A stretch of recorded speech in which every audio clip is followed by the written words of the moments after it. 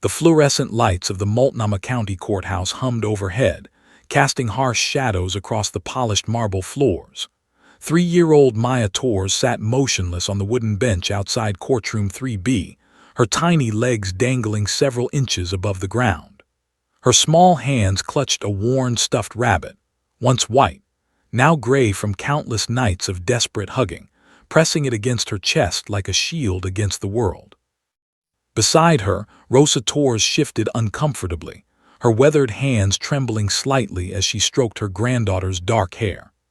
At 62, Rosa had raised 5 children of her own, but nothing in her life had prepared her for the hollow-eyed child who now lived in her small apartment in northeast Portland.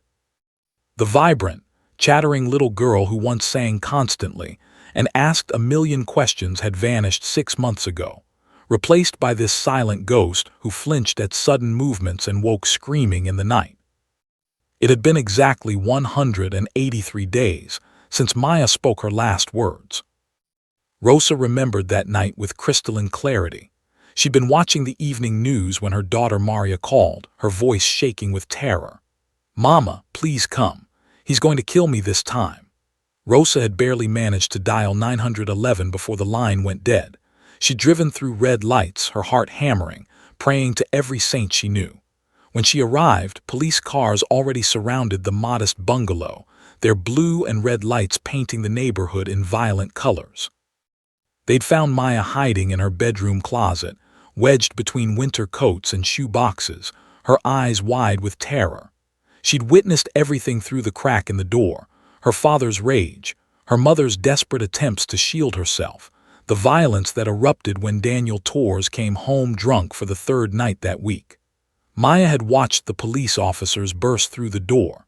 She'd seen them handcuff her father as he shouted and cursed. She'd witnessed her mother being loaded into an ambulance, blood streaming from a gash above her eye. And then Maya stopped talking. Completely, absolutely, entirely. The first week, doctors assured Rosa it was temporary shock. "Give her time," they said with practiced sympathy. The second week brought child psychologists who tried play therapy, art therapy, and sand therapy. Maya would draw dark, chaotic scribbles or simply stare at the toys without touching them. Speech therapists used picture cards and games. Nothing worked. By the 3rd month, Rosa had spent thousands of dollars she didn't have on specialists who offered only apologetic shrugs and terms like selective mutism and post-traumatic stress disorder. The little girl who once narrated her entire day, "Grandma, look, a bird. Why is the sky blue? I want pancakes. Can we go to the park?" now communicated only through nods, head shakes, and the occasional tears that slid silently down her cheeks. Now, on this gray February morning, everything hung in the balance. Prosecutor Amanda Chen paced the hallway 20 feet away, her phone pressed to her ear, her free hand gesturing emphatically as she spoke in hushed, urgent tones. At 34, Amanda had prosecuted dozens of domestic violence cases, but Maya's case haunted her. Without the child's testimony, they had only circumstantial evidence: Maria's injuries, the trashed living room, the neighbors who heard screaming. Daniel Torres' defense attorney, a sharp-suited man named Richard Kramer, had already filed motions to suppress evidence and dismiss charges, arguing that Maria's injuries were from an accidental fall and that the destruction was her doing during a mental health crisis. Amanda needed Maya to testify. She needed the little girl to point at her father and describe what she'd seen. But how could she ask a traumatized, silent 3-year-old to face her abuser in open court? Judge Margaret Holloway had granted one final continuance, but her patience was wearing thin. "Ms. Chen," she'd said during last week's hearing, "I cannot delay justice indefinitely. If the child cannot or will not testify by next Tuesday, we proceed without her testimony. The defendant has a right to a speedy trial." That deadline was today. Amanda ended her call and walked over to Rosa and Maya, crouching down to meet the little girl at eye level. Maya's gaze remained fixed on the middle distance, seeing nothing, seeing everything.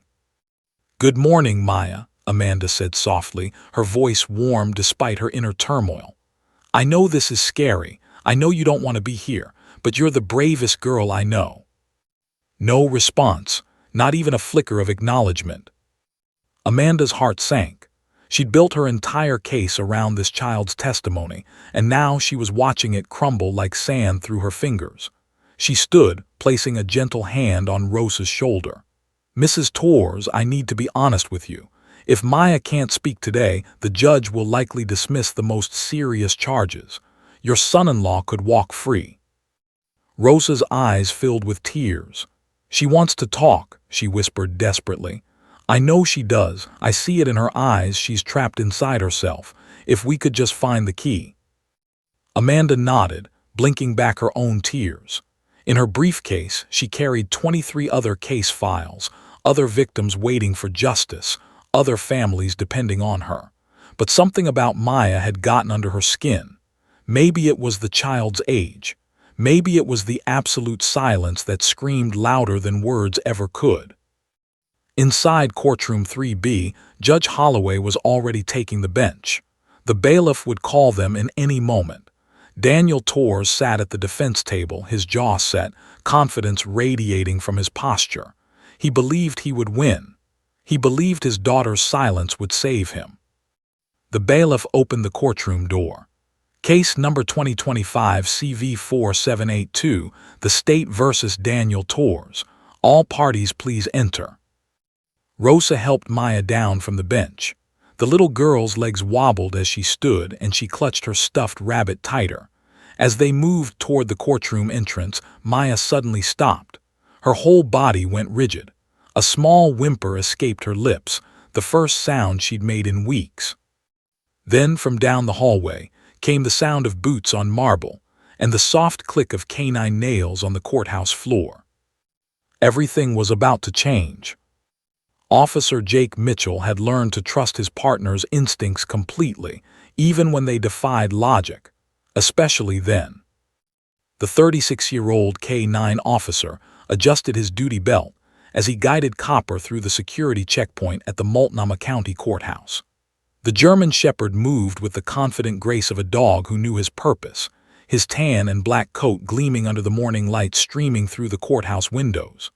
5 years old and in his prime, Copper had logged over 300 successful operations, narcotics busts, missing person searches, and countless hours of community outreach. But Jake knew something most people didn't. Copper was special in ways that went far beyond his police training. "Morning, Officer Mitchell," the security guard nodded, waving them through without the standard metal detector protocol. Everyone in the courthouse knew Copper. The dog had become something of a local legend after he'd located a missing Alzheimer's patient last winter, finding the elderly man alive in Forest Park after 72 hours of searching when hope had nearly died. "Morning, Tom," Jake replied, his hand resting lightly on Copper's head. "We're here for the Henderson case, courtroom 5A.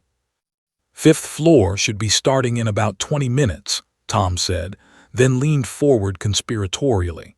"Hey, my daughter still talks about when Copper visited her third-grade class last month. She wants to be a K-9 officer now."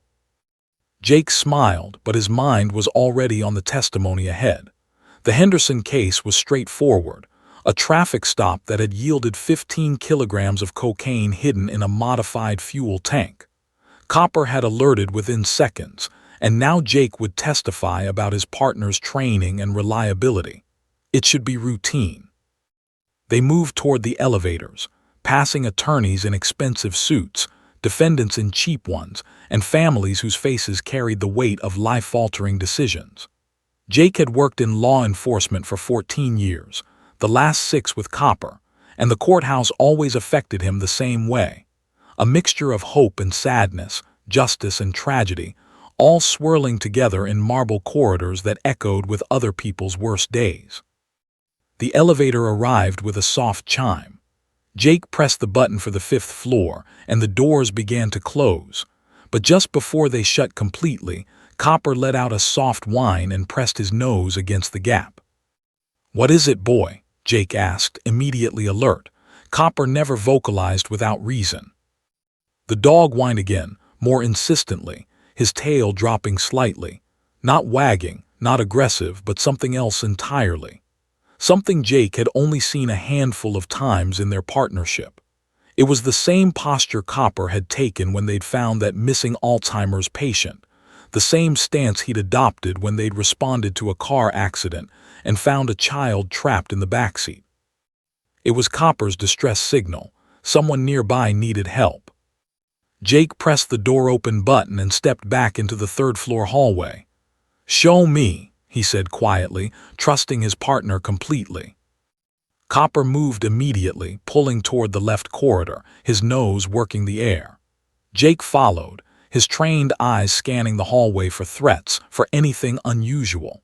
They passed courtroom 3A, then 3B. Copper's pace slowed, his attention zeroing in with laser focus. And then Jake saw her. A little girl, maybe 3 or 4 years old, sat frozen on a wooden bench outside courtroom 3B. She wore a light blue dress that looked too big for her tiny frame, and her arms wrapped around a stuffed rabbit like it was the only real thing in the world. But it was her eyes that stopped Jake cold, wide, dark, and completely empty. He'd seen that look before, on the faces of combat veterans and assault victims, people who'd witnessed things that shattered their fundamental sense of safety. Beside her, an older woman, grandmother Jake guessed, held the child's hand, her face drawn with exhaustion and worry. A female attorney in a gray suit stood nearby, checking her phone with the frustrated energy of someone watching their case fall apart.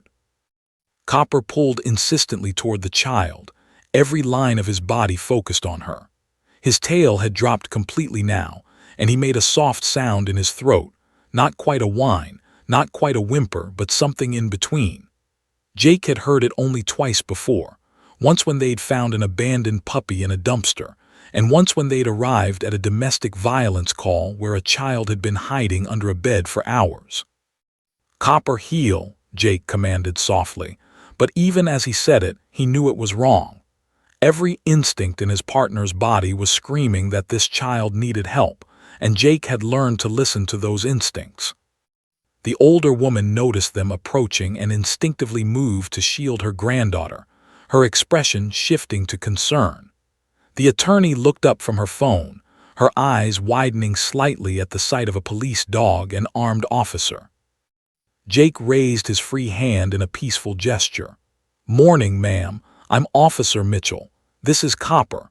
We're not here for you, we're just passing through to testify in another case, but my partner seems concerned about your granddaughter." Rosa Torres looked down at Maya, then back at the officer and his dog. Something in the dog's eyes, a gentleness and understanding, made her throat tighten with unexpected emotion. She doesn't talk," Rosa said, her voice cracking. "Not for 6 months. We're supposed to go into that courtroom and she's supposed to testify, but she can't.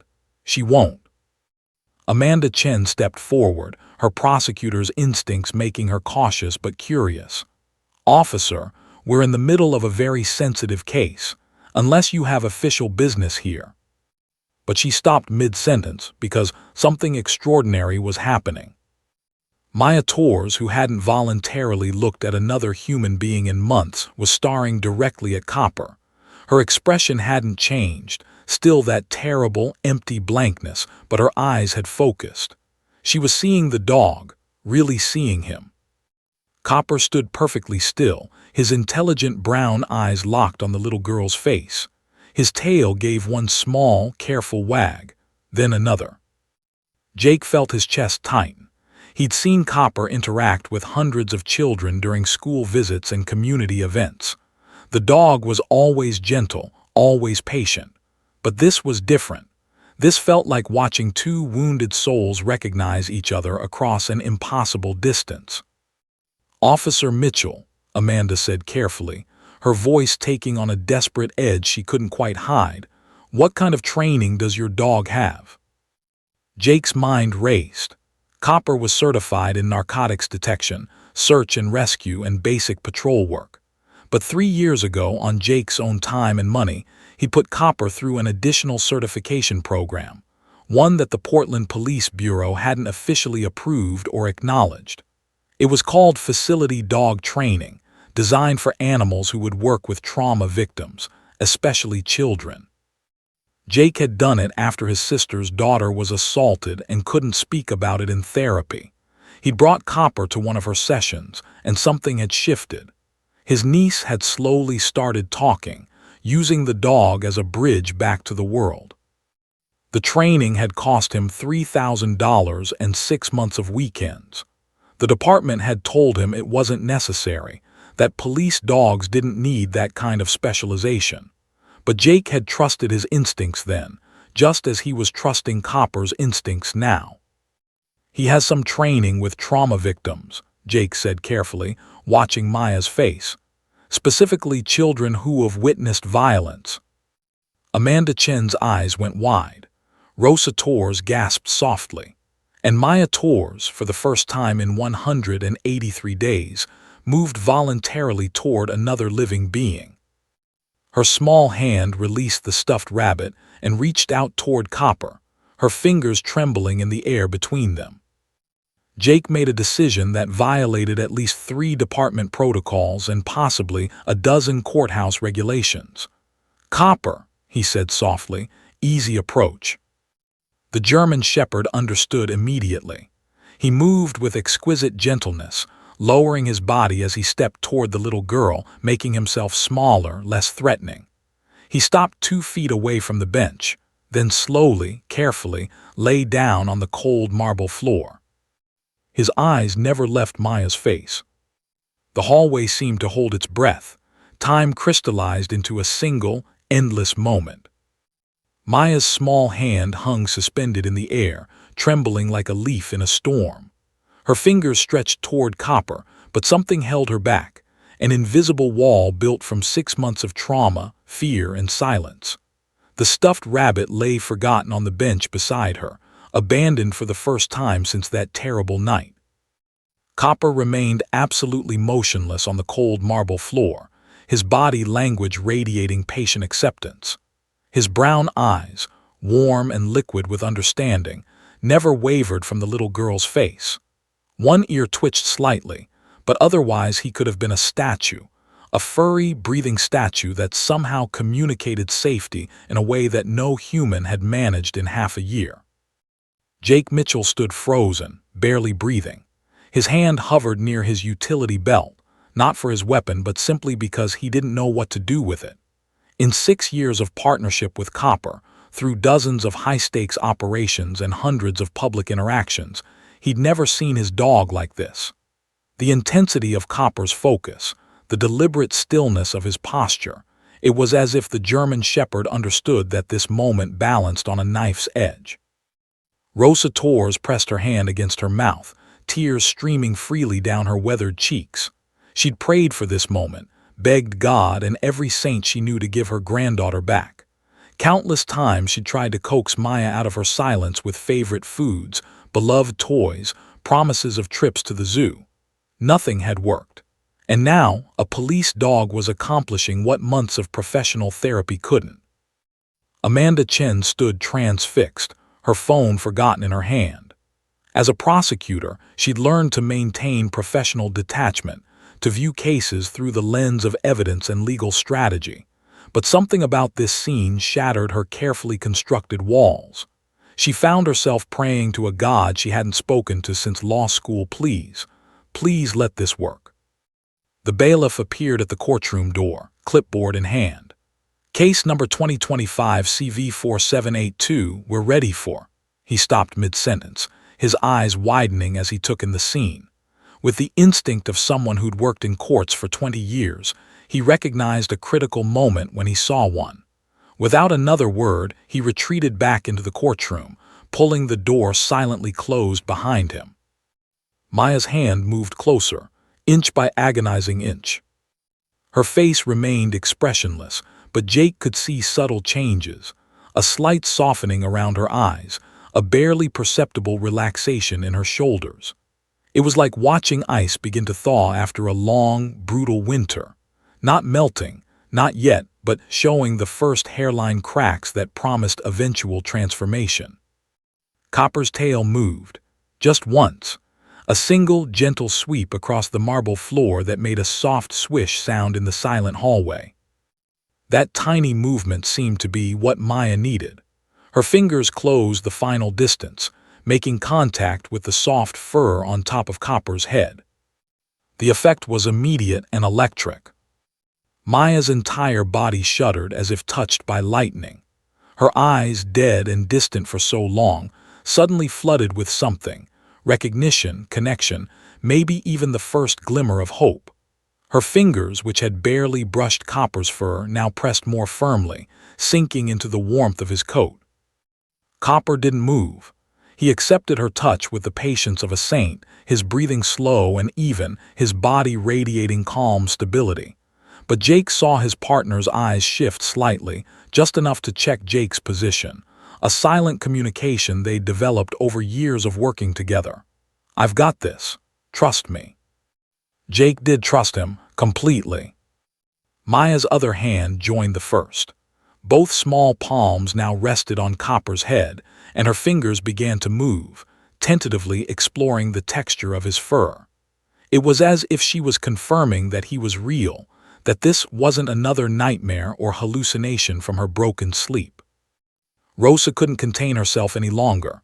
"Maya," she whispered, her voice thick with tears. "Me Amor, you're touching the dog, you're touching him." But Maya didn't acknowledge her grandmother.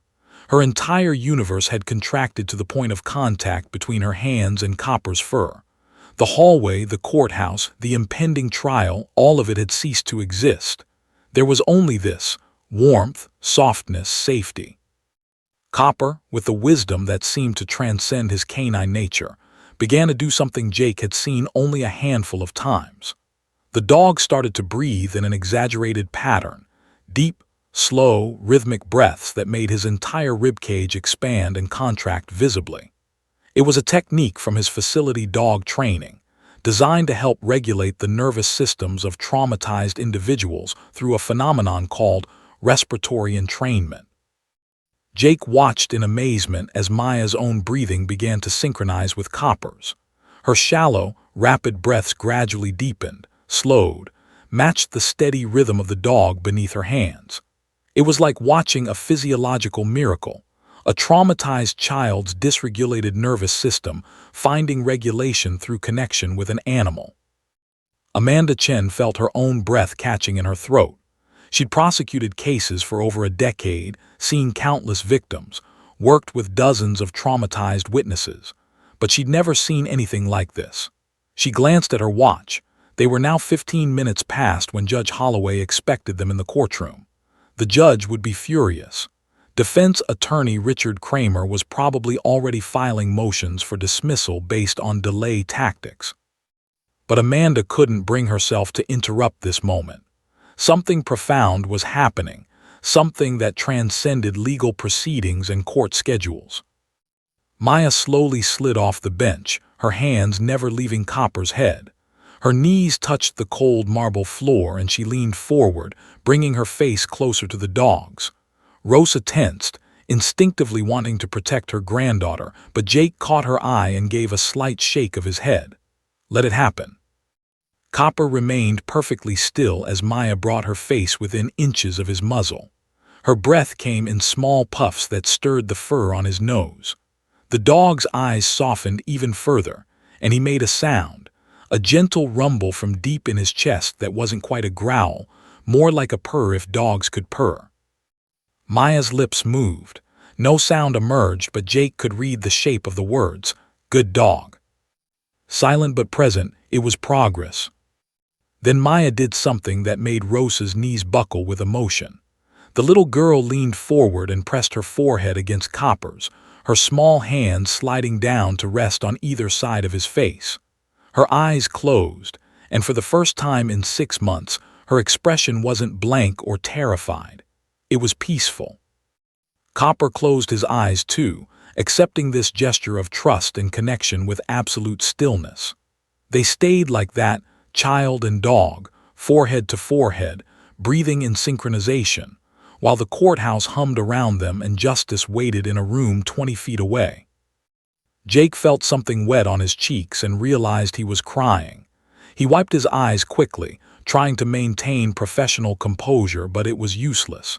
He'd been a cop for 14 years, had seen terrible things, had learned to armor himself against emotion. But this broke through every defense. Amanda Chen stepped closer, moving slowly so as not to startle Maya. "Officer Mitchell," she whispered, her voice barely audible, "I need her to testify, I need her to speak. Can he help her do that?" Jake looked at his partner, at the traumatized child finding solace in fur and warmth and unconditional acceptance. He thought about the facility dog training, about the studies he'd read during those long weekend classes. Dogs like Copper could help trauma victims regulate their emotions, lower their cortisol levels, activate their parasympathetic nervous systems. But making a child speak, making her testify about the worst night of her life, that was asking for a miracle. "I don't know," Jake said honestly, "but if anyone can help her, it's Copper." The courtroom door opened again. This time Judge Holloway herself stepped out, her face set in the stern expression that made attorneys tremble. She was prepared to deliver a lecture about respecting the court's time, about the rights of defendants to speedy trials, about the consequences of. She stopped. Her prepared speech died on her lips as she saw the scene before her. A tiny girl pressed forehead to forehead with a police dog, both utterly still, both utterly present with each other. Judge Margaret Holloway had presided over family court for 23 years. She'd seen children testify about abuse, watched families torn apart by violence, witnessed the worst of what humans could do to those they claimed to love. She'd learned to maintain judicial impartiality, to make decisions based on law rather than emotion. But even she couldn't remain unmoved by this. "How long has she been nonverbal?" the judge asked quietly. "6 months, Your Honor," Amanda replied, "since the night of the incident." Judge Holloway studied the child, then looked at Officer Mitchell. "And your dog?" "Copper, Your Honor. He's certified in narcotics detection, search and rescue, and—" Jake hesitated, then decided full honesty was necessary. "Facility dog work with trauma victims. The last certification isn't officially recognized by Portland PD, but it's legitimate." The judge's eyebrows rose. "Facility dog work?" "Yes, ma'am. Dogs trained to assist trauma victims, particularly children, in therapeutic and legal settings. There's growing research supporting their use in courtrooms for vulnerable witnesses." Judge Holloway was silent for a long moment, her keen legal mind already racing through implications, precedents, and potential objections. Then she made a decision. "Ms. Chen, Officer Mitchell, my chambers. Now, Mrs. Torres, please stay with your granddaughter." As they moved toward the judge's chambers, Maya finally opened her eyes. Her hands remained on Copper's face, and her lips moved again. This time sound emerged. 2 words, barely a whisper, but unmistakable. "My doggy." Rosa Torres collapsed onto the bench, her hands clutching her chest as sobs racked her body. "She spoke," she gasped between tears. "Oh God," she spoke. Maya spoke. The words echoed through the courthouse hallway like a gunshot. Attorneys emerging from nearby courtrooms stopped mid-conversation. Court clerks paused their hurried walks. A janitor mopping the floor froze, his mop suspended in midair. Everyone within earshot turned to witness the impossible, a silent child finding her voice. "My doggy," Maya whispered again, her small voice gaining strength. Her fingers tightened in Copper's fur, and she looked up at Officer Jake Mitchell with eyes that were finally miraculously present. "My doggy." Jake dropped to one knee beside them, his throat so tight he could barely speak. "That's right, sweetheart. This is Copper. He's my partner, but right now he's your friend." Maya's gaze shifted to Jake's face, really seeing him for the first time. Her expression remained serious, guarded, but the absolute emptiness was gone. "Copper," she repeated carefully, testing the name on her tongue.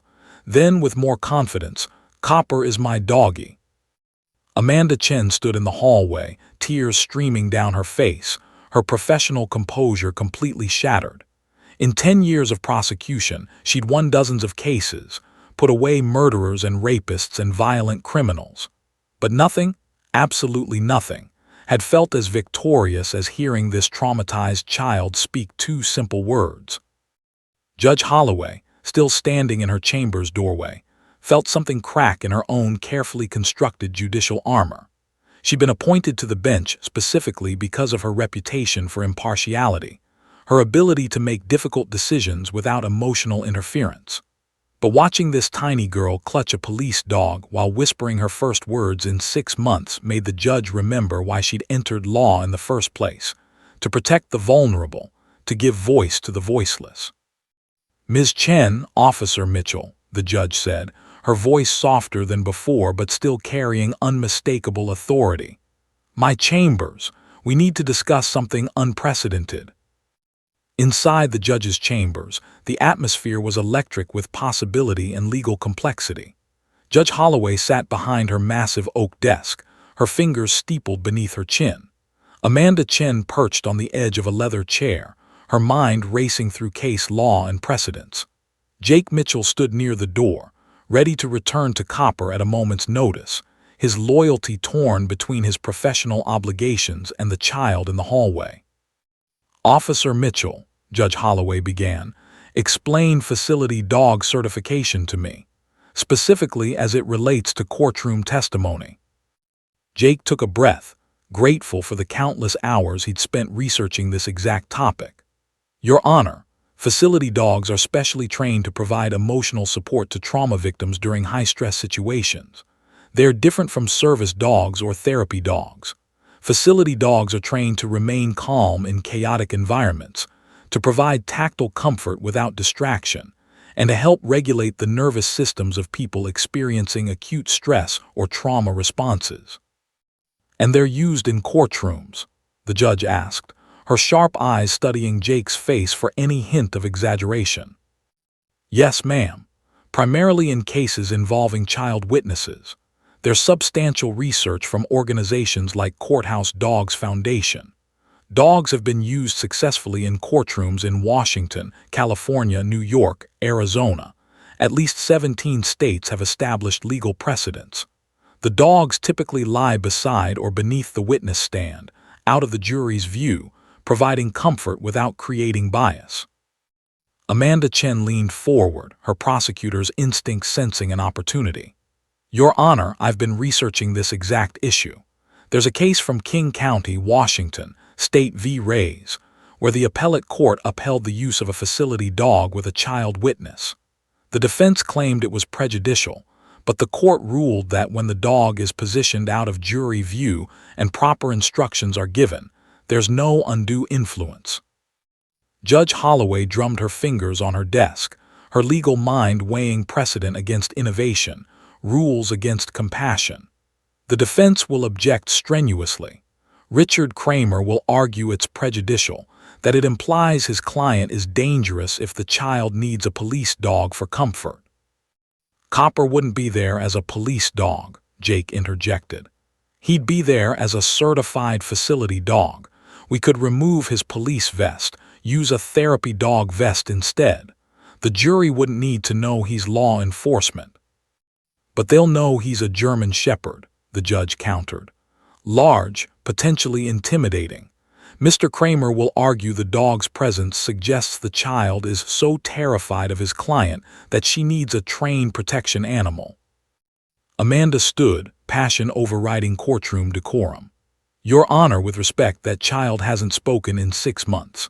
6 months of silence, of psychological isolation, of trauma so deep that the best therapists in Portland couldn't reach her. And in 5 minutes with that dog, she spoke. She connected. If we force her into that courtroom without Copper, she'll retreat back into silence and my case falls apart. Daniel Torres walks free, and that little girl learns that the justice system failed her." The judge was quiet for a long moment, staring at a framed copy of the Constitution on her wall. The scales of justice, she'd learned over 2 decades, weren't always perfectly balanced. Sometimes protecting the vulnerable required bending the system, not breaking it, but certainly stretching it in ways that made everyone uncomfortable. "There's another consideration," Jake said quietly. "Maya already bonded with Copper. If we separate them now, especially before she testifies, we could cause additional trauma. She's already been abandoned by her father, separated from her mother during recovery, pulled from her home. Taking away the one thing that just gave her back her voice could be psychologically devastating." Judge Holloway stood and walked to her window, looking out over downtown Portland. Somewhere in this city, Daniel Torres was sitting in a jail cell, confident that his daughter's silence would save him. Somewhere else, Maria Torres was recovering in her mother's apartment, praying that her daughter could be the witness that would keep her ex-husband away forever. And outside in the hallway, a 3-year-old girl was whispering to a German shepherd, slowly remembering what it felt like to use her voice. "Here's what's going to happen," Judge Holloway said, turning back to face them. "Officer Mitchell, you'll bring Copper into my courtroom. The dog will be positioned behind the witness stand, completely out of the jury's view. I'll instruct the jury that the child has a comfort animal due to her age and the sensitive nature of the case, but I will not specify what kind of animal or why. Mr. Kramer will object. I'll overrule him. If he appeals, so be it. I'd rather be overturned for protecting a child than upheld for failing one." Amanda's face flooded with relief. "Thank you, Your Honor." "Don't thank me yet," the judge said sharply. "This only works if that child can actually testify. If she gets on the stand and still can't speak, we've accomplished nothing except delaying the inevitable. Can your dog actually help her do this, Officer Mitchell?" Jake thought about his niece, about the children he'd seen Copper help during his facility dog training, about the inexplicable connection he just witnessed between a traumatized child and his partner.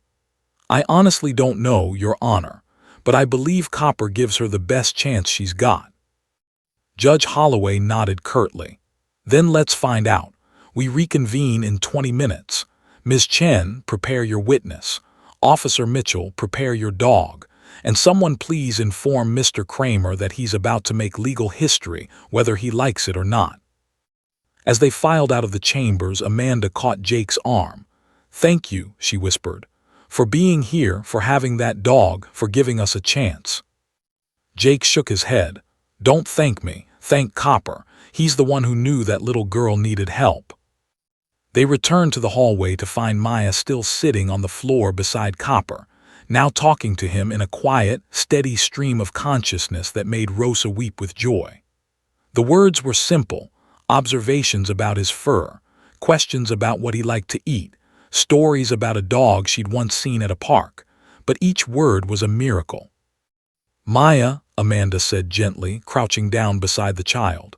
"Sweetie, we need to go into that courtroom now, and Copper is going to come with us. He's going to sit right next to you the whole time. Would that be okay?" Maya looked up, her eyes showing the first flicker of fear since she'd started speaking. "Copper comes." "Copper comes," Jake confirmed. "I promise." The little girl considered this, her hand stroking Copper's fur in a rhythmic, soothing pattern. Then she nodded, a small but definite gesture. "Okay," she whispered, "we go." Rosa helped Maya stand, and the small procession moved toward the courtroom doors.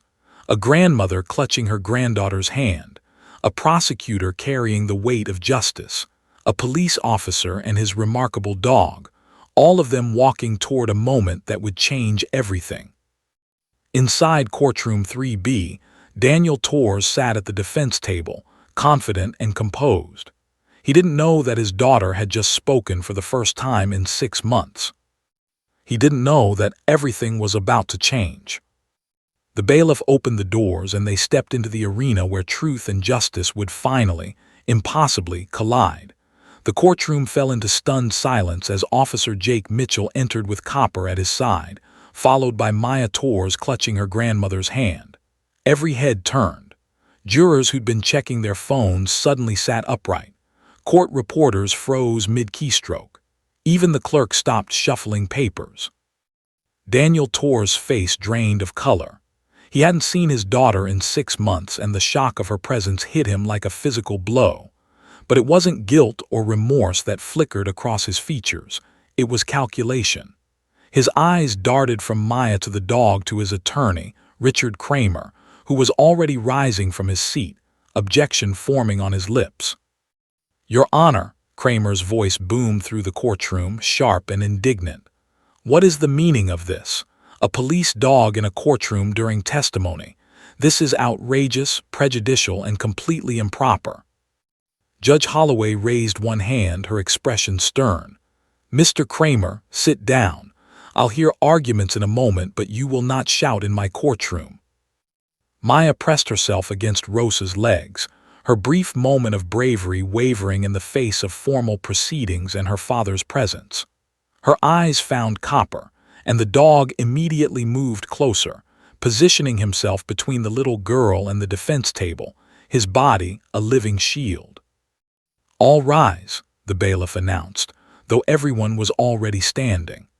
The Honorable Judge Margaret Holloway presiding over case number 2025 CV 4782, State of Oregon versus Daniel Torres. "Be seated," Judge Holloway commanded, settling into her chair with the gravitas of someone about to make legal history. "Before we bring the jury in, we have a matter to address. Ms. Chen, you have an unusual request." Amanda Chen stood, her hands trembling slightly as she clutched her notes. This was the moment everything could fall apart. "Yes, Your Honor. The state requests permission for a certified facility dog to accompany our witness, Maya Torres, age 3, during her testimony. The dog would be positioned behind the witness stand, completely out of the jury's view, to provide emotional support for a traumatized child witness." The courtroom erupted. Richard Kramer shot to his feet again, his face reddening. "Objection! Your Honor, this is nothing more than a theatrical ploy to garner sympathy. The presence of any animal, particularly a police dog, creates an impermissible inference that my client is dangerous." "Mr. Kramer," Judge Holloway said coolly, "Officer Mitchell has informed me that the dog would not be wearing police identification. He is certified as a facility dog, separate from his law enforcement duties." "That's semantics, Your Honor," Kramer pressed forward, sensing he was fighting for his case's survival.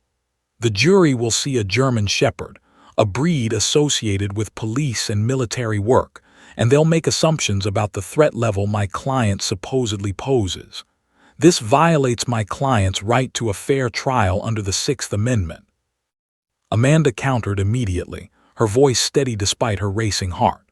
"Your Honor, I'd like to cite State v. Reyes from Washington, where the appellate court specifically upheld the use of facility dogs with child witnesses. The court found that, when properly instructed, and when the dog is kept out of jury view, there is no constitutional violation. Additionally, State v. Chenaltrez in Arizona and People v. Spence in California have established similar precedents." Kramer wasn't backing down. "Those cases are not binding in Oregon, Your Honor. Furthermore, in each of those cases, the dogs were smaller breeds, golden retrievers, Labradors. We're talking about a German Shepherd, a breed specifically selected for its intimidating presence. The prejudicial effect far outweighs any probative value." Judge Holloway looked at Maya, who stood frozen near the prosecution table, her small hand reaching toward Copper. The dog sat perfectly still, but his attention never wavered from the child. "Ms. Chen, what is the specific necessity here? Why can't the child testify without the dog?" Amanda took a deep breath. "Your Honor, Maya Torres has not spoken a single word in 6 months, not since the night she witnessed her father's violent assault on her mother. She's undergone extensive therapy with multiple licensed psychologists and speech therapists. Nothing worked, until 30 minutes ago when she met Officer Mitchell's dog. In the hallway outside this courtroom, Maya spoke for the first time since the incident. She said, 'My doggy.' Without Copper's presence, I believe, and child psychologists would confirm, that this child will revert to complete silence. The state's case depends on her testimony." So the state admits it needs emotional manipulation to make its case, Kramer pounced. Your Honor, if the prosecution's case is so weak that they need to bring a dog into my courtroom to prop up a child who can't even speak, then perhaps that tells us something about the quality of their evidence. Rosa Torres stood suddenly, her voice cracking with emotion. My granddaughter needs that dog. She hasn't said a word in half a year. Do you know what that's like? Watching a child disappear into herself, watching her eyes go dead.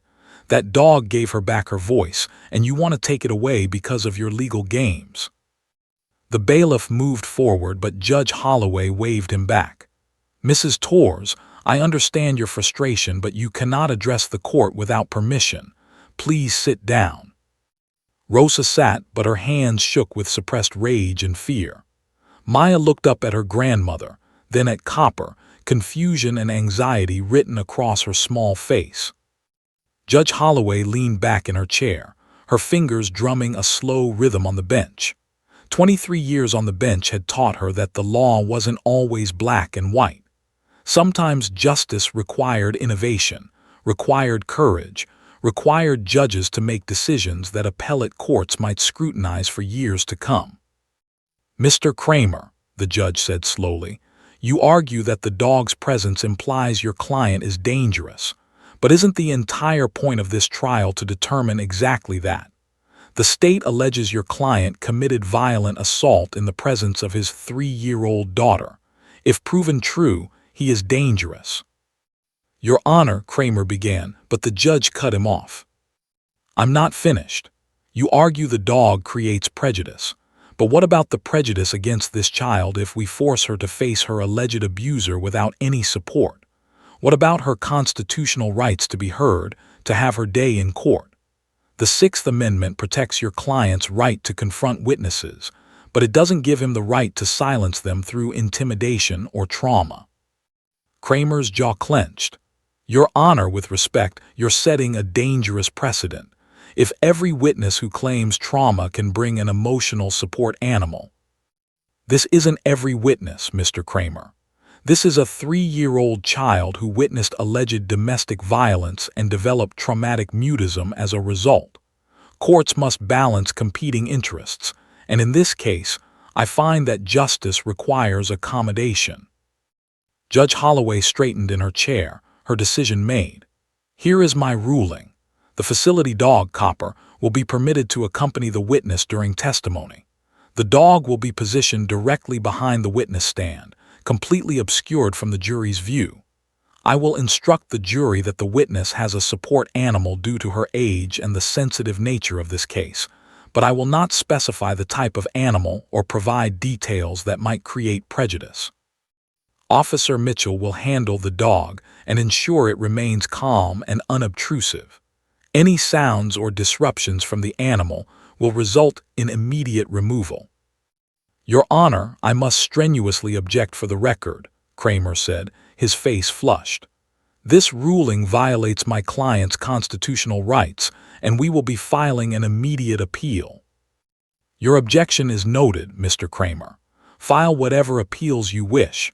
I'd rather face appellate review than deny a traumatized child the support she needs to participate in the justice system. This court stands in recess for 15 minutes while we prepare the witness stand area. Officer Mitchell, please work with the bailiff to position your dog appropriately. The gavel cracked against the bench with finality. Daniel Torres leaned over to whisper urgently to his attorney, his confident demeanor finally cracking.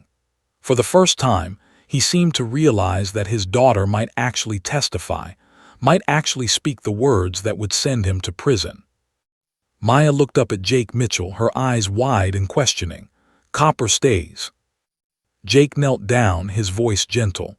Copper stays, I promise. He'll be right next to you the whole time.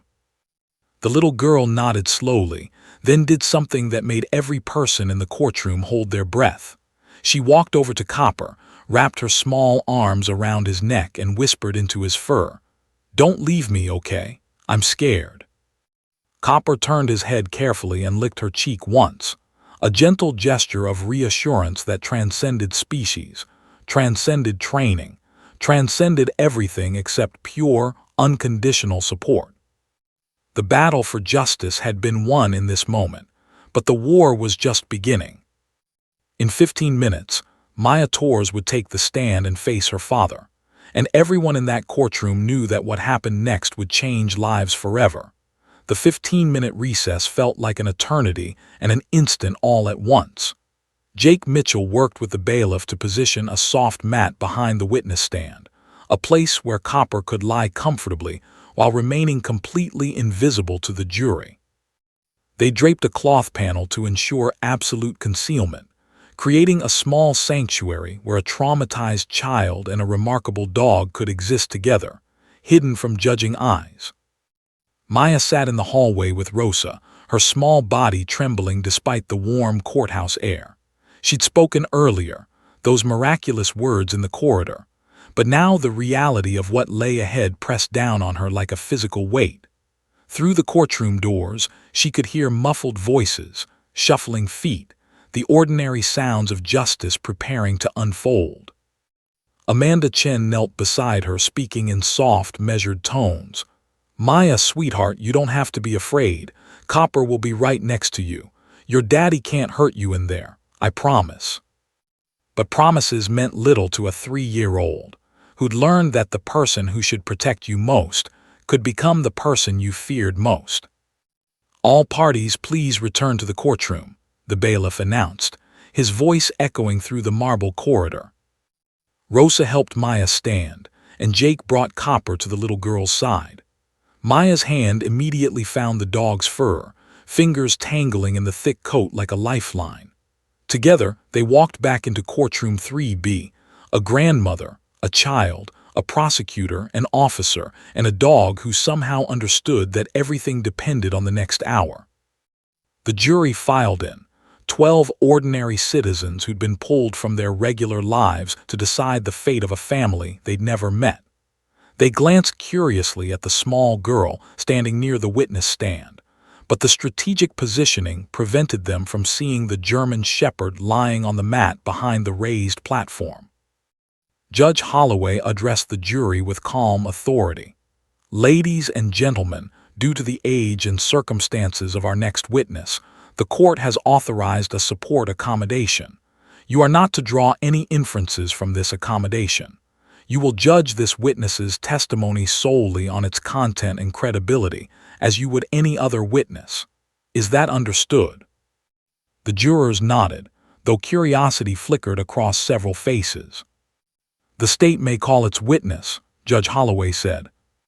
"The state calls Maya Torres," Amanda announced, her voice steady despite the anxiety churning in her stomach. Rosa guided Maya toward the witness stand. The chair was too high for the little girl, so the bailiff brought a booster seat, positioning it carefully. Maya climbed up, her movements slow and uncertain. But the moment she settled into the seat, her hand dropped down behind the stand, searching. Copper was there, his nose pressed gently against her palm, warm and solid and real. Maya's fingers curled around his muzzle, and something in her chest loosened just enough to let her breathe. Jake sat on the floor behind the stand, out of view, one hand resting on Copper's back. He could feel his partner's absolute stillness, the dog's complete focus on the child whose hand gripped his face. This was what Copper had been born to do, not catching criminals or finding drugs, but this, giving courage to those who had none left. Amanda approached the stand slowly, her expression gentle. "Hi, Maya, can you tell us your name?" Maya's lips moved, but no sound emerged. Panic flashed across her face. Her grip on Copper tightened, and the dog made a soft sound in his throat, not quite a whine, more like a gentle rumble of encouragement. "It's okay," Amanda said softly. "Take your time, Copper's right there with you." Maya closed her eyes, took a breath that synchronized with the dog's steady rhythm, and opened them again. "Maya," she whispered, "my name is Maya Torres." The courtroom collectively exhaled. "And how old are you, Maya?" "3, the word came stronger this time. "I'm 3 years old." "That's very good. Maya, do you know why you're here today?" The little girl nodded, her eyes suddenly filling with tears, to talk about the bad night. Amanda's heart clenched, but she kept her voice calm. The night the police came to your house. Yes. Maya's voice cracked and her hand squeezed Copper's muzzle harder. The dog didn't flinch, didn't move, just pressed back gently, letting her know he was there. Maya, can you tell us what happened that night? What did you see? For a long moment, silence hung in the courtroom like suspended breath. Daniel Torres leaned forward at the defense table, his jaw tight, his eyes boring into his daughter with an intensity that might have been intimidation, or might have been desperate hope that she couldn't do this. But Maya wasn't looking at her father.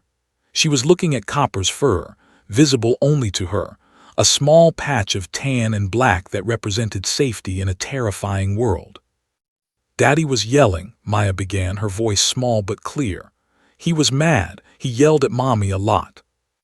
What was he yelling about? Amanda asked gently. I don't know, I was in my room, but then I heard crashing sounds, like things breaking. Maya's free hand came up to her face, wiping at tears. I got scared, so I went to my closet and hid behind the coats.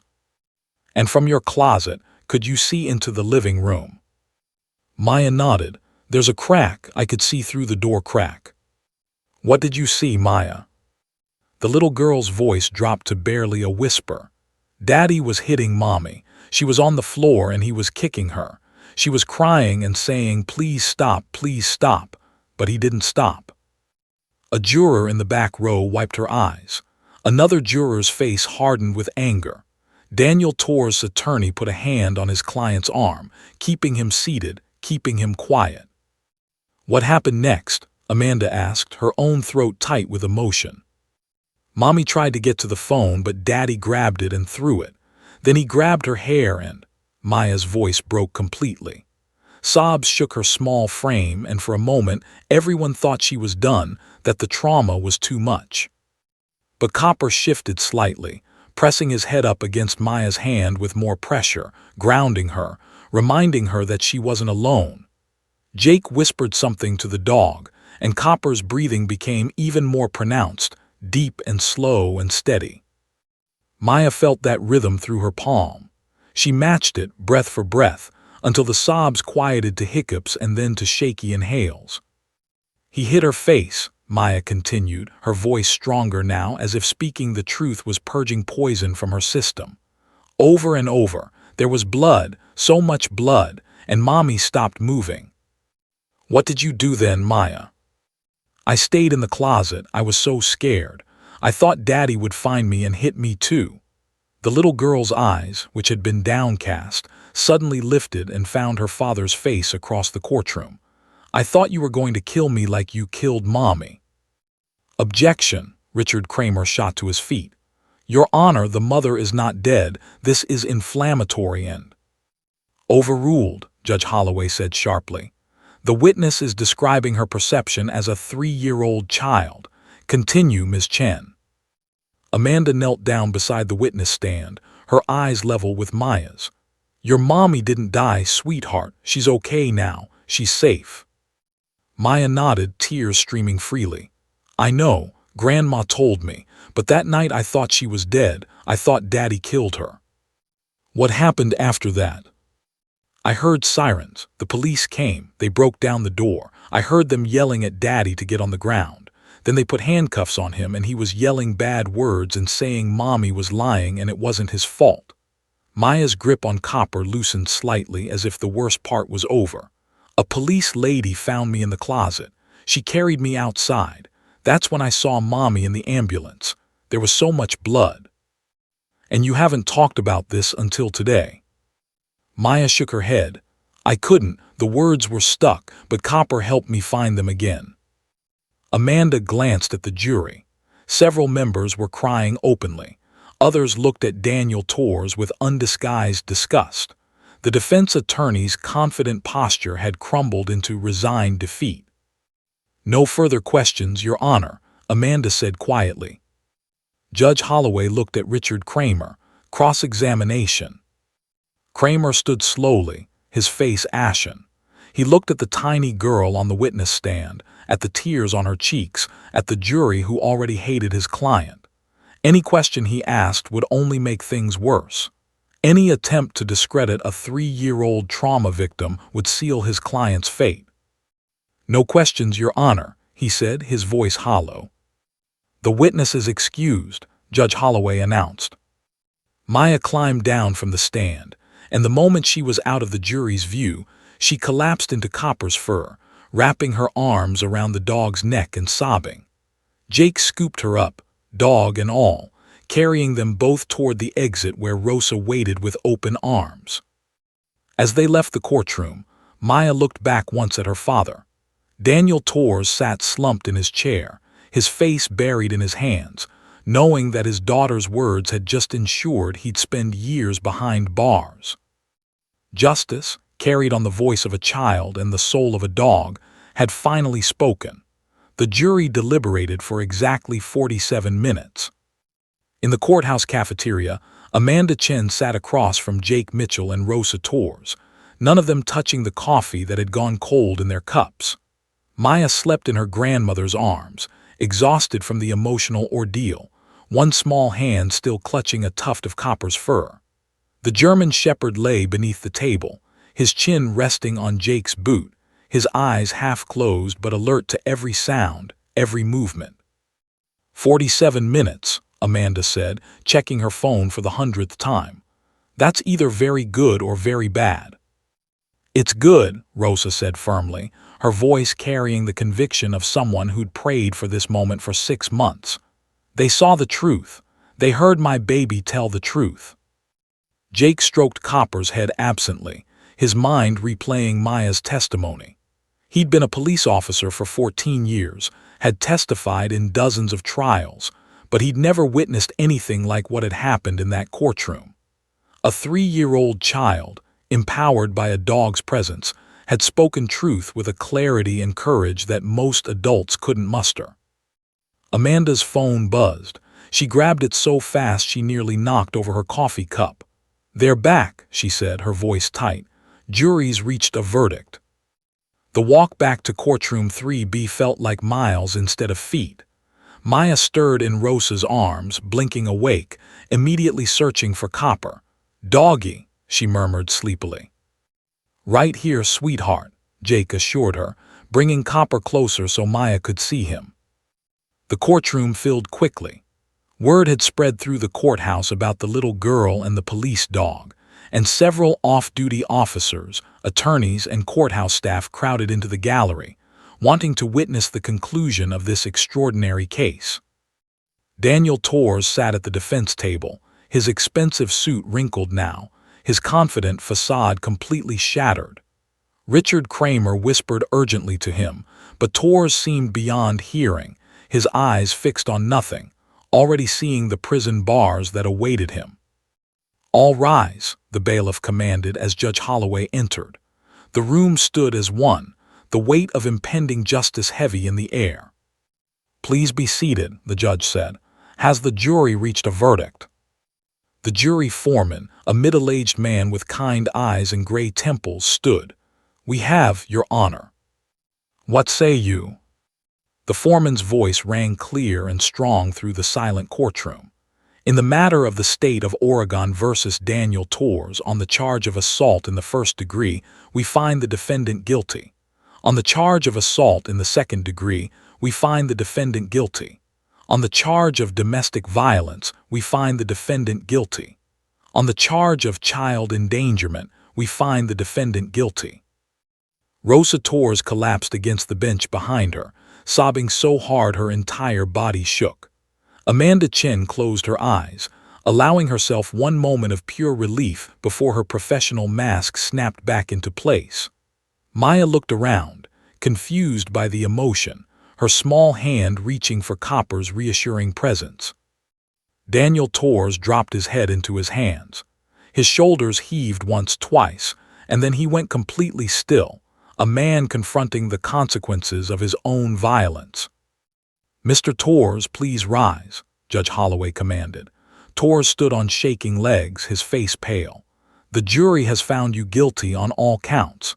Sentencing will be scheduled for 30 days from today, but I want you to understand something clearly. You terrorized your wife in front of your 3-year-old daughter. You traumatized that child so severely that she stopped speaking for 6 months. You showed no remorse, no accountability, and if not for the extraordinary intervention of a facility dog, your daughter might never have found her voice to testify against you. I can assure you that at sentencing, I will impose the maximum penalties allowed by law. The bailiff moved forward to take Torres into custody. As the handcuffs clicked around his wrists, Daniel Torres finally looked at his daughter. Maya met his gaze, no longer frozen with fear, no longer silenced by trauma. She stood, holding Copper's collar, and in a clear, strong voice that carried through the entire courtroom, she said, "You're a bad daddy. You hurt Mommy. I'm not scared of you anymore." Those words, spoken by a child who'd been voiceless for half a year, felt more powerful than the judge's sentence, more final than the guilty verdict. Daniel Torres flinched as if struck, and then he was led away, disappearing through the side door that led to the holding cells. The gallery erupted in applause, a rare breach of courtroom decorum that Judge Holloway allowed for exactly 10 seconds before gaveling for order. "This court is adjourned," she announced, but her stern expression softened as she looked at Maya. "Young lady, you were very brave today. Your city is proud of you." Outside the courtroom, reporters had gathered, cameras ready, questions prepared. Amanda made a brief statement about justice being served and protecting vulnerable witnesses, but she kept it short, shielding Maya and Rosa from the media frenzy. Jake loaded Copper into his patrol car, but before he could drive away, Rosa caught his arm. "Officer Mitchell, wait, please." She held Maya, who was already reaching for the dog. Can you visit us? With Copper, I think Maya needs." "Yes," Jake said immediately, not even needing to hear the full question. "Absolutely yes. Copper and I would be honored." That first visit became a weekly tradition. Every Tuesday at 4 p.m., Jake and Copper would arrive at Rosa's modest apartment in Northeast Portland. Maya would explode with joy at seeing them, her voice, once locked away, now bubbling with stories about preschool, friends, and the pictures she'd drawn of her doggie.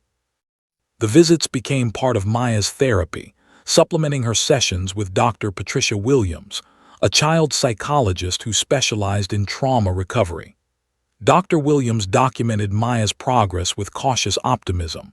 The nightmares were decreasing, the anxiety attacks becoming less frequent, the periods of withdrawal growing shorter. "That dog is doing more for her than 6 months of traditional therapy accomplished," Dr. Williams told Rosa during one session. "Animals have this extraordinary ability to bypass our cognitive defenses and speak directly to our limbic system, the emotional brain. Maya feels safe with Copper in a way she can't feel safe with humans yet, even people who love her." 3 weeks after the trial, Jake brought Rosa a formal proposal he'd been working on with his lieutenant and the police department's community relations division. Portland PD wanted to officially certify Copper as a dual-purpose K9, police work and courthouse facility dog.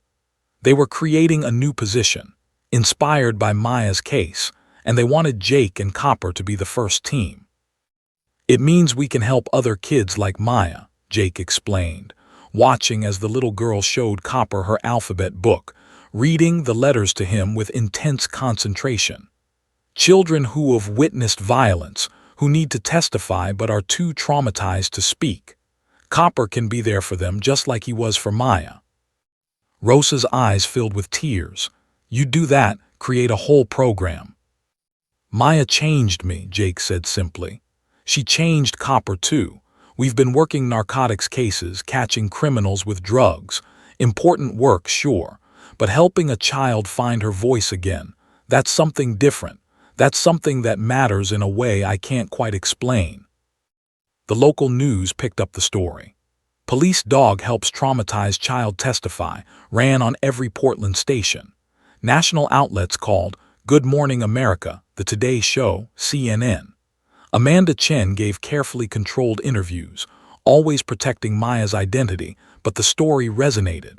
Within weeks, advocacy groups across the country were citing Maya's case, pushing for legislation to allow facility dogs in courtrooms for vulnerable witnesses.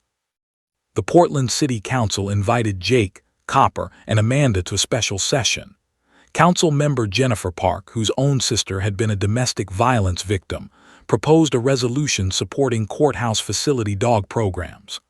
"What happened in Judge Holloway's courtroom," she said, her voice thick with emotion, "represents the best of what our justice system can be: innovative, compassionate, and centered on protecting the most vulnerable among us." Meanwhile, Maya continued to blossom. 6 weeks after the trial, she started preschool at a specialized program for children with trauma histories. Her teacher, Ms. Sarah Kim, reported that Maya spoke freely now, played with other children, and showed remarkable resilience. "She talks about Copper constantly," Ms. Kim told Rosa during parent-teacher conferences. "She's drawn probably 50 pictures of him. She tells the other kids that Copper is a hero dog who helps scared children be brave." On Tuesdays, Maya would wait by the window, watching for Jake's patrol car. The moment she spotted it, she'd shriek with joy and race to the door. Copper would bound up the stairs, tail wagging furiously, and Maya would wrap her arms around his neck, burying her face in his fur, breathing in the scent that meant safety and love and courage. During one visit, 2 months after the trial, Maya looked up at Jake with serious eyes. "Officer Jake, when I grow up, can I have a job like you, with a dog who helps people?" Jake felt his throat tighten. He knelt down to her level, Copper pressing against both of them. "Maya, you can be anything you want to be, and something tells me you're going to help a lot of people with or without a dog." "I want a dog," Maya said firmly. "A big dog like Copper, so I can help other kids who are scared, kids whose daddies are mean." Rosa, listening from the kitchen, had to turn away to hide her tears.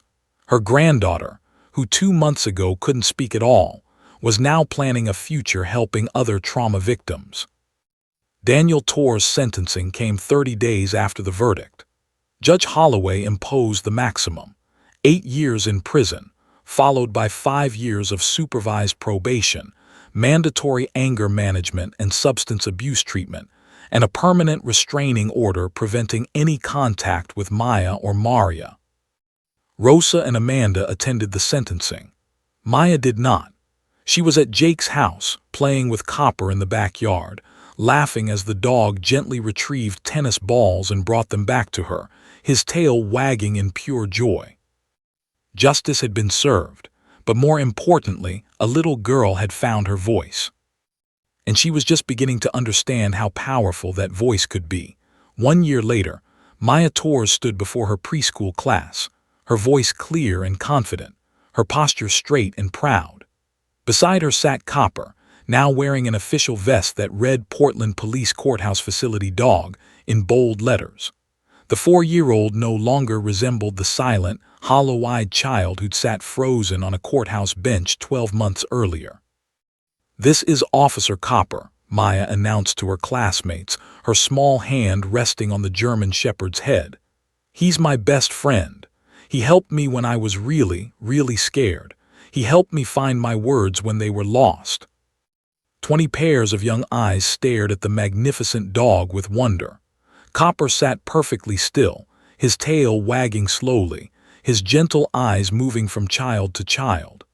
Jake Mitchell stood at the back of the classroom, his arms crossed, his throat tight with emotion he'd long stopped trying to hide. Miss Sarah Kim smiled encouragingly. "Can you tell us how Copper helped you, Maya?" Maya's expression grew serious, showing a maturity beyond her years.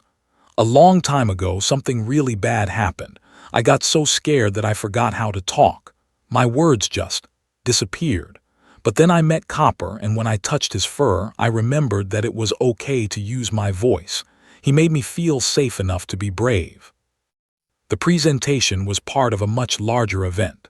Outside Kingswood Preschool, news vans lined the street. Today wasn't just show and tell. It was the day Oregon Governor Christine Morrison would sign House Bill 2847 into law, legislation that would forever be known as Maya's Law.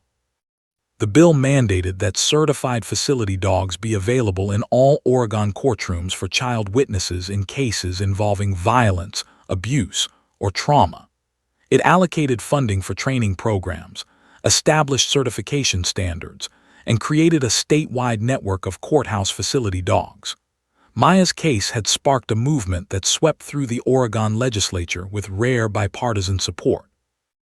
After the classroom presentation, a special ceremony was held in the school gymnasium, transformed for the occasion with a podium, state flags, and rows of chairs filled with legislators, advocates, reporters, and families whose children had been helped by facility dogs in the months since Maya's trial. Governor Morrison, a tall woman with silver hair and kind eyes, approached the podium. 12 months ago, a 3-year-old girl walked into a Portland courtroom, unable to speak about the trauma she'd witnessed. Today, that same girl is thriving, speaking, laughing, and inspiring an entire state to do better for our most vulnerable witnesses. Maya sat in the front row between Rosa and her mother, Maria Torres. Maria had recovered from her physical injuries months ago, but the emotional scars took longer to heal. She'd moved back in with Rosa, started her own therapy, and slowly rebuilt her life. The restraining order and her ex-husband's incarceration gave her the safety she needed to heal. Mother and daughter were learning to reconnect. Maya still had moments of anxiety, still had nightmares occasionally, but she was no longer trapped in silence. She'd learned that her voice had power, that speaking truth could change things, that being brave didn't mean not being scared. It meant being scared and speaking anyway. Maya's Law represents a fundamental shift in how our justice system treats child witnesses, Governor Morrison continued. We're acknowledging that trauma isn't something children can simply overcome through willpower. They need support, they need accommodation, and sometimes they need a dog who understands what adults cannot. The audience applauded. Jake felt Copper shift beside him, the dog's attention never wavering from Maya's position in the front row. Even now, even in this crowded gymnasium, Copper maintained that special connection with the little girl who'd been his most important case. Amanda Chen stepped to the microphone next, her voice steady but emotional. I've prosecuted hundreds of cases in my career. I've won convictions, put away dangerous criminals, and worked to make our community safer. But nothing, absolutely nothing, has meant more to me than watching Maya Torres find her voice. This law ensures that other children won't have to face their worst moments alone. It ensures that when a child needs to speak truth, we provide them every possible tool to do so. Then it was Jake's turn. He'd never been comfortable with public speaking, preferred the straightforward work of patrol and investigation. But today was important. He stepped to the microphone, Copper walking beside him with practiced precision. I'm not a psychologist or a lawmaker, Jake began, his voice rough. I'm just a cop with a dog, but what I learned from Maya is that sometimes the most powerful interventions are the simplest ones. Sometimes what a traumatized child needs isn't another therapy session or medication or complex treatment. Sometimes they just need to feel safe. Copper provided that safety in a way that humans couldn't. This law means other children will have access to that same support. Rosa Torres was invited to speak, but she declined, too emotional to trust her voice. Instead, she held Maya close, tears streaming down her face as she listened to these accomplished adults talk about her granddaughter's courage. The signing ceremony was brief but powerful. Governor Morrison sat at a table with Maya and Copper beside her. As she signed Maya's Law into existence, cameras flashed, capturing the moment for history. Then the governor did something unexpected. She handed the ceremonial pen to Maya. "This is your law, sweetheart," she said softly. "You earned this." Maya held the pen carefully, her eyes wide with understanding that something important was happening, even if she couldn't fully grasp its magnitude. She looked at Copper, then at Jake, then at her mother and grandmother. "Did we help other kids?" she asked. "Yes, baby," Maria said, kneeling beside her daughter. "You helped so many other kids. You're a hero." "Copper's the hero," Maya corrected seriously. "I just told the truth. Copper made me brave enough to tell it." The ceremony concluded with a reception where Maya was surrounded by well-wishers, advocates, and families whose children would benefit from this new law. One mother approached Rosa, tears in her eyes. "My daughter has to testify next month about what her stepfather did. She's 6 and she's terrified. But now, because of your granddaughter, she can have a dog with her. Thank you. Thank you for being brave enough to let Maya testify." As the crowd began to disperse, Jake found a quiet moment with Maya. "You know what, kiddo? I think you were right about something." "What?" Maya asked, tilting her head curiously.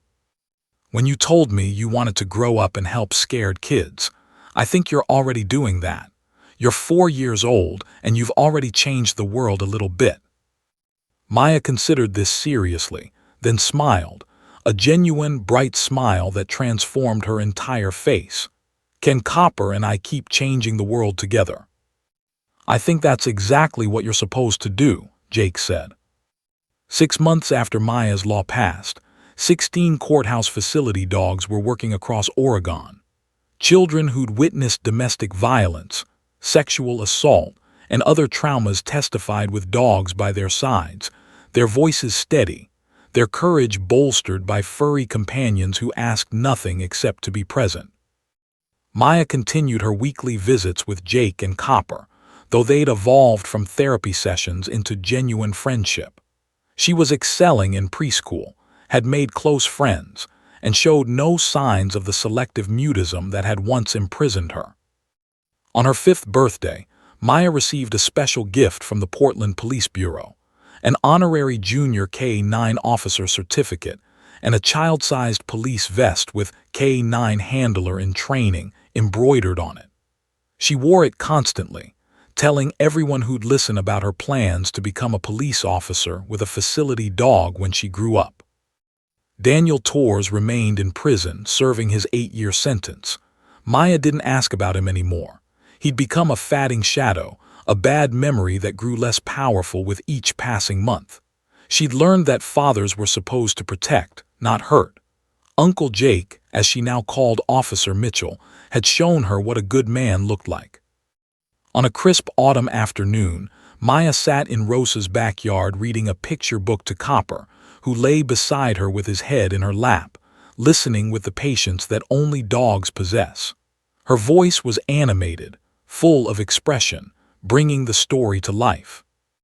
Maria watched from the kitchen window, hardly believing the transformation.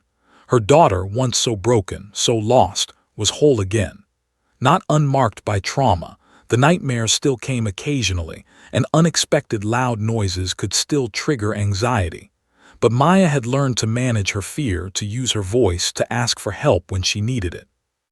"Thank you," Maria whispered to the universe, to God, to whatever force had brought Officer Mitchell and Copper into their lives at exactly the right moment.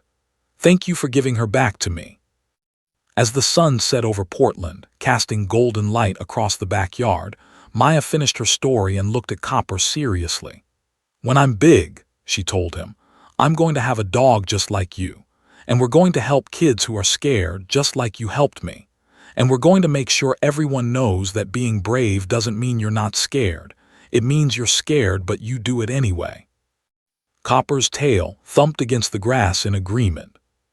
Maya smiled, wrapped her arms around his neck, and whispered the same words she'd said a year ago in a courthouse hallway, words that had changed everything. "My doggy." But now those words didn't mean possession. They meant connection, love, gratitude, and the unbreakable bond between a little girl who'd lost her voice and the dog who'd helped her find it again. 2 words had changed everything. And they were just the beginning of a story that would inspire thousands of other children to find their courage, speak their truth, and discover that healing is possible when someone, or some dog, believes in you enough to stay by your side through the darkness. The end.